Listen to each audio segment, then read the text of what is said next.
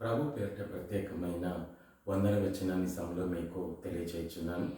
మత్తయి సువార్త 5వ అధ్యాయంలో మనం చదివితే కనుక మీ సత్క్రియలు దేవుని ఎదుట ఎలా ఉండాలంటే మహిమపరిచేవిగా, మహిమ తీసుకొచ్చేవిగా ఉండాలి అంటున్నాడు. అంటే మీ సత్క్రియల ద్వారా మీరు దేవుని ఏం చేయండి, మహిమపరచండి అంటున్నాడు.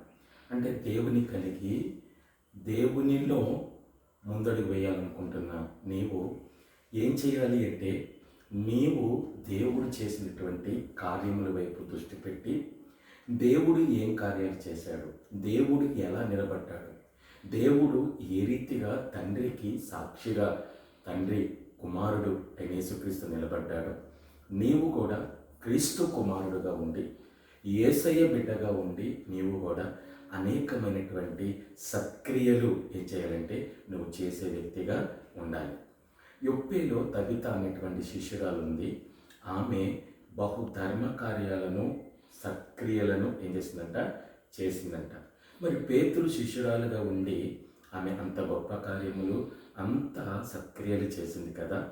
నీవు కూడా క్రీస్తు బిడ్డగా ఉండి క్రీస్తు కొరకు నిలబడుతూ క్రీస్తు కొరకు పాడిన, ప్రార్థన చేసిన, వాక్యం చదివిన, క్రీస్తు కొరకు నువ్వు నిలబడి చేస్తే ఆ సత్క్రియ దేవుని దగ్గరికి వెళ్ళి దేవునికి ఏం తీసుకొస్తుందంట, మహిమ తీసుకొస్తుందంట. అంటే నా బిడ్డ నన్ను కలిగి నా మాటలు భూమి మీద నా కొరకు ఇంత గొప్ప కార్యాలు సత్క్రియలు చేయగలుగుతుందా, సాక్షిగా నిలబడగలుగుతుందా అని చెప్పి పరలోకములో ఉన్న తండ్రి క్రీస్తు ద్వారా మహిమ పొంది నిన్ను ఘనపరుస్తాడంట.